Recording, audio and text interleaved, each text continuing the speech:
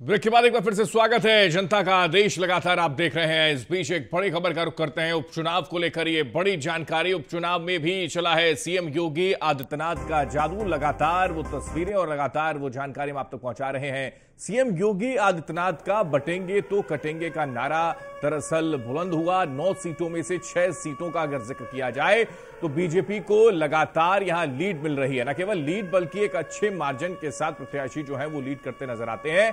सभी सीटों पर सीएम योगी आदित्यनाथ ने ताबड़तोड़ प्रचार किया था और उसी का यह नतीजा रहा कि योगी आदित्यनाथ ने जो मेहनत की वो नजर आई है। 9 सीटों में से 6 सीटों पर मेहनत रंग लाई। सीएम योगी ने उपचुनाव में दिलाया था जीत का भरोसा और उस भरोसे पर वो दरअसल जनता ने भी मोहर लगा दी है। यूपी की जनता ने सीएम योगी आदित्यनाथ पर जताया है भरोसा। उत्तर प्रदेश सरकार की तमाम जन कल्याणकारी योजनाओं का लाभ लोगों को मिला, उनको सराहा, वोट में तब्दील किया है। ये बड़ी जानकारी हम अपने दर्शकों तक पहुंचा रहे हैं। इस बीच एक और बड़ी खबर। मुख्यमंत्री सबसे लोकप्रिय रूप में योगी पर मोहर लगी है। सबसे लोकप्रिय मुख्यमंत्री के तौर पर उन पर मोहर लगी। उपचुनावों की कमान सीएम योगी आदित्यनाथ ने अपने हाथों में ली थी और इसी का नतीजा है कि ये सीटें वहां पर ज्यादा मिली हैं। मुश्किल सीटों की जिम्मेदारी खुद उन्होंने संभाली थी और मुश्किल सीटों पर फतेह हासिल उन्होंने की है। उपचुनावों में पीडीए का फॉर्मूला योगी ने ध्वस्त कर दिया, जिसका जिक्र लगातार अखिलेश यादव की ओर से किया जाता था। काम कर गया बटेंगे तो कटेंगे का नारा। ये न केवल उत्तर प्रदेश में बल्कि अलग अलग प्रदेशों में, खासकर महाराष्ट्र में यह बुलंद रहा। उपचुनाव में योगी के हाथ कमान और उन्होंने कमाल कर दिया है। ये बड़ी जानकारी। योगी आदित्यनाथ का जादू उपचुनाव में सिर चढ़कर बोला है। तो साफ है यानी कि जो मेहनत की या फिर जो स्ट्रेटजी उन्होंने बनाई, जो रणनीति उन्होंने बनाई, वो कामयाब होती हुई नजर आई। उत्तर प्रदेश के अंदर 9 में से 6 सीटों पर बीजेपी के प्रत्याशी लीड कर रहे हैं, अच्छे मार्जिन के साथ लीड कर रहे हैं। उपचुनावों की कमान योगी आदित्यनाथ ने जैसे संभाली, एक अलग रुख, एक अलग माहौल उत्तर प्रदेश के अंदर इन 9 सीटों पर बना। यही वजह है कि वो वोट में तब्दील होता हुआ नजर भी आया है। वो अलग बात है कि अलग अलग तरीके के एलिगेशन जरूर इसको लेकर लगाए जा रहे हो, लेकिन फिलहाल ये तस्वीरें और जनता का जो आदेश है अपने आप में बहुत कुछ कह रहा है कि क्या वाकई जो पीडीए का फॉर्मूला लेकर अखिलेश यादव चुनावी मैदान में उतरे थे, क्या वो ध्वस्त हो गया, क्या वो कामयाब नहीं हुआ।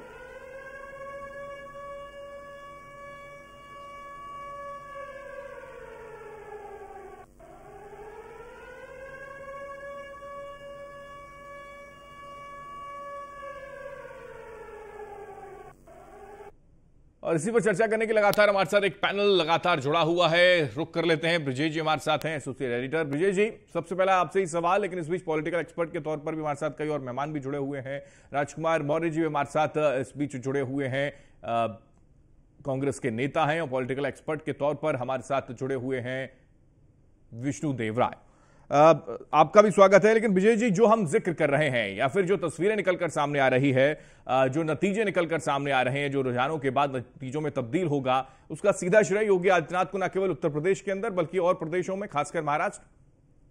देखिए हेमंत जी, सबसे बड़ी बात यह है कि इस नारे को बहुत अच्छे तरीके से समझना होगा। जिस तरीके से अखिलेश यादव पीडीए पर जोर दे रहे थे, पूरा जो इंडिया अलायंस है वो अलग अलग जगह पर कास्टिज्म फैक्टर को जो है फोकस कर रहा था, लोकल इश्यूज को फोकस कर रहा था। इन सब मुद्दों को कहीं ना कहीं दरकिनार करने के लिए एक ऐसा यूनिवर्सल एक एजेंडा चाहिए था जो हर जगह फिट हो।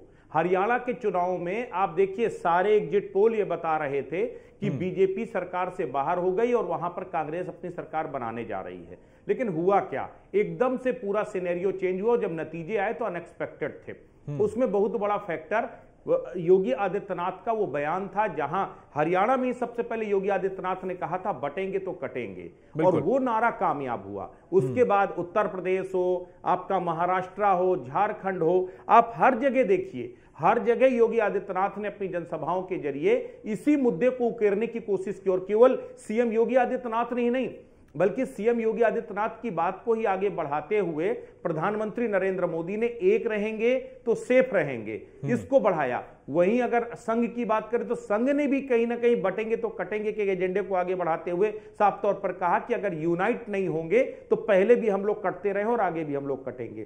तो एक बात बिल्कुल तय हो गई थी कि अगर आपको पीडीए की कार्ड ढूंढनी है अगर आपको लोकल इशूज की कार्ड ढूंढनी है, एंटी इनकम्बेंसी को दरकिनार करना है, तो इन सब में एक आपके पास बड़ा मुद्दा होना चाहिए। और योगी आदित्यनाथ ने वो लाइन बीजेपी को दे दी।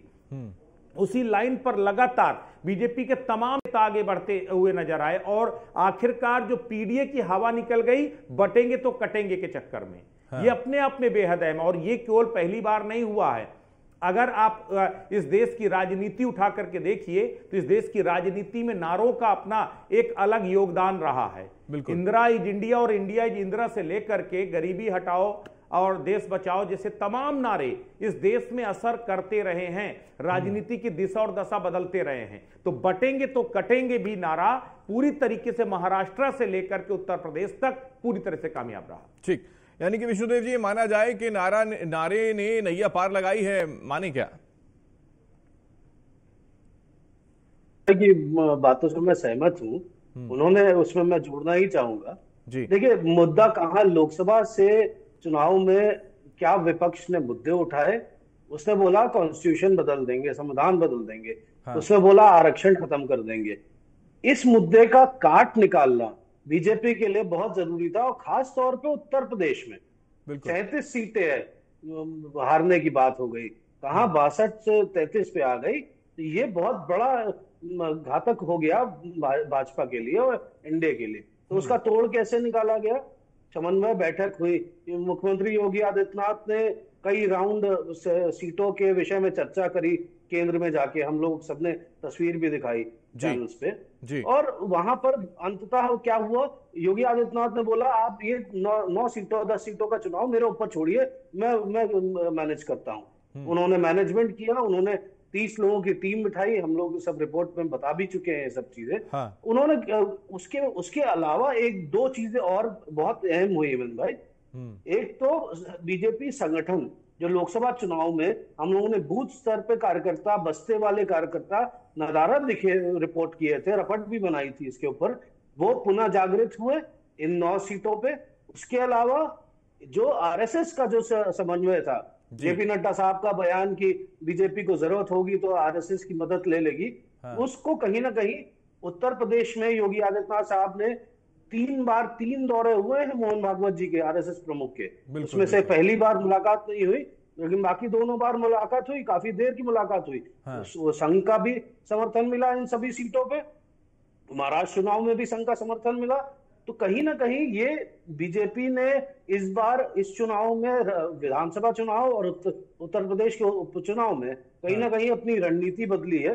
विपक्ष को ये चीज समझनी पड़ेगी हेमंत भाई। मैं पुनः कह रहा हूं, मैं ब्रजेश जी से कहूंगा इस पर एक बात अपनी बताएं मुझे, हम लोगों को ज्ञानवर्धन भी करे कि विपक्ष उसी पीडीए के नारे पे बात करता आ रहा है। तो उसी लोकसभा में एक बात करी, हर चुनाव में मुद्दे अलग होते हैं, उसको समझना पड़ेगा।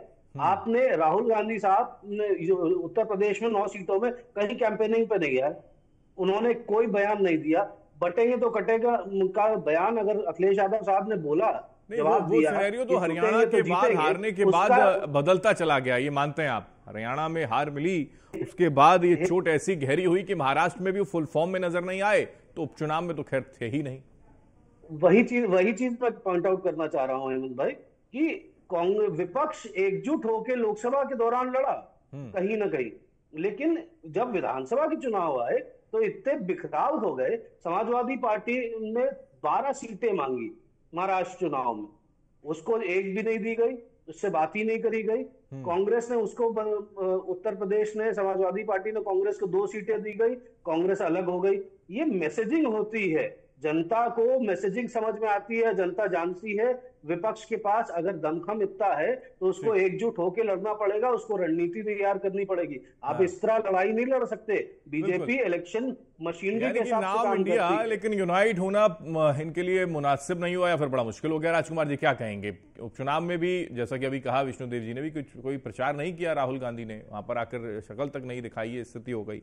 और फिर महाराष्ट्र में भी उतने एक्टिव नहीं, हरियाणा में चोट लगी, उसके बाद इंडिया जो है अलग थलग, ऐसी स्थिति है क्या?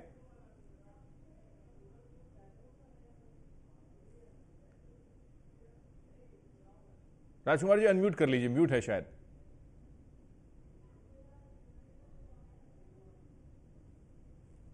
जी जनता जनार्दन का जो आदेश है वो सिरोधार्य है। और उत्तर प्रदेश में जिस तरीके से नतीजे आए हैं वो कोई बहुत हैरान करने वाले नहीं है, और हम लोग सहमत हैं कि ये ठीक है, अच्छा नतीजा है इंडिया गठबंधन के लिए। क्योंकि देखिए, उपचुनाव जो होते हैं वो सरकार के होते हैं, जहां पर सत्ता पक्ष होता है वो नतीजे लगभग वैसे आते हैं। इस कंडीशन में अगर 3-4 सीटों पर ये बढ़त बनाए है इंडिया गठबंधन तो ये अच्छी बात है। और जो बात हो रही है, राजकुमार जी माफी के साथ रोक रहा हूं, अवधेश प्रसाद क्या कुछ कह रहे हैं इस बीच, सुनाते हैं। सीट खाली हो गई, उस सीट पर भी चुनाव होना था, लेकिन भारतीय जनता पार्टी डर और दहशत के कारण वहां चुनाव नहीं कराया, न चुनाव विधानसभाओं हुए।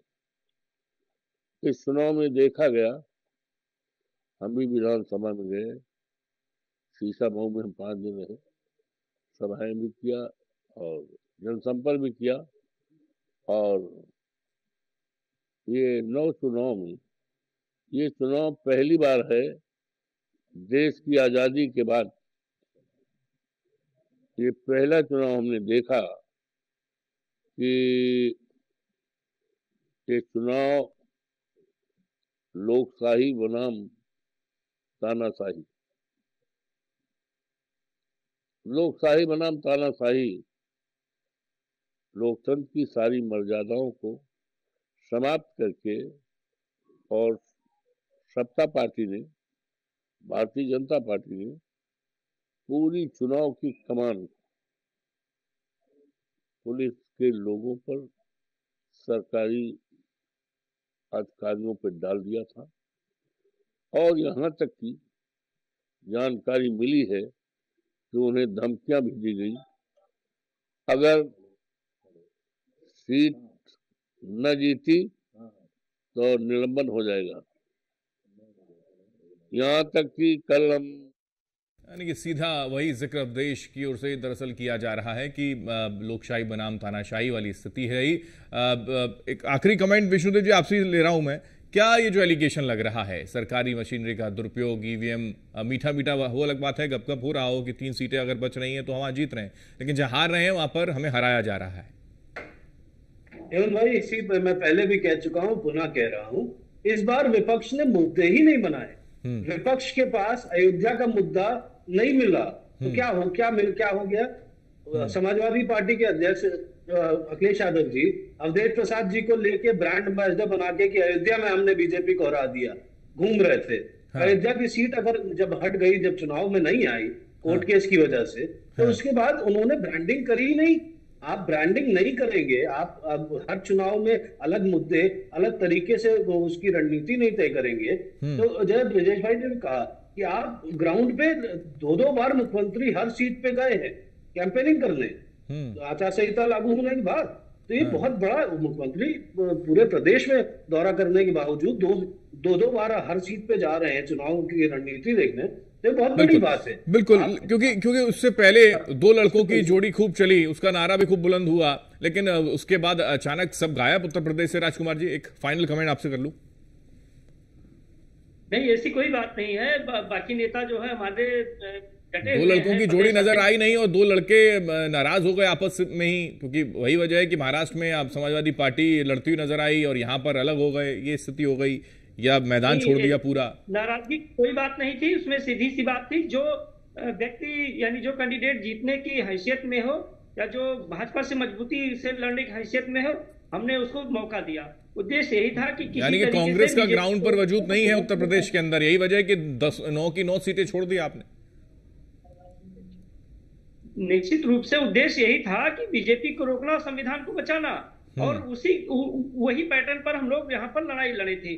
और महाराष्ट्र में जो है, चलिए लौट रहा हूँ राजकुमार जी, माफी याद हो रहा हूँ। तेज प्रताप क्या कह रहे हैं, सुनाते हैं। चुनाव लड़ाया और हमें उम्मीद है कि अच्छे मार्जिन से हम चुनाव जीतेंगे। केशव साहब ट्वीट कर रहे हैं कि जनता सपा की विपक्ष की गाली का जवाब लोकतंत्र में कमल खिला करके। देखिए, वो पूरे देश जानता है, चुनाव के दिन के वीडियो सारे वायरल हुए सोशल मीडिया पे, और जिस तरीके से कुंदरकी में, मीरापुर में पुलिस ने चुनाव लड़ा भाजपा की तरफ से, वो सबने देखा है और सब लोग जानते हैं। क्या लगता है कि कितना मार्जिन से आपकी जीत? अब देखिए, अच्छा मार्जिन रहेगा, और अभी तो लगभग 1/3 मत जो है जोड़े गए हैं, और लगभग 17,000 कुछ वोटों से हम लोग अभी आगे हैं और मुझे उम्मीद है अच्छे मतों से हम लोग चुनाव जीतेंगे। 9 सीटों में कितनी है आपके पास आने वाली है? अभी देखिए बहुत जो सीटें जहाँ पीछे हम लोग चल रहे हैं बहुत। करहल वाली सीट से चुनावी मैदान में तेज प्रताप और उनका साफ तौर पर कहना है कि अच्छे मार्जिन के साथ हम जीतने जा रहे हैं। हालांकि और सीटों को लेकर उन्होंने साफ तौर पर कहा कि गलत इस्तेमाल सरकारी मशीनरी का हुआ, यही वजह है कि वहां पर हमको जो है वो बढ़त मिलती हुई नजर नहीं आई। एक छोटे से ब्रेक के लिए यहाँ पर रुकने, लगातार खबरों का सिलसिला जारी है, जनता का जनादेश आप तक पहुंचाएंगे। राजकुमार जी बहुत शुक्रिया, विष्णुदेव जी बहुत शुक्रिया हमारे साथ जुड़ने के लिए। छोटे से ब्रेक के बाद लौटेंगे।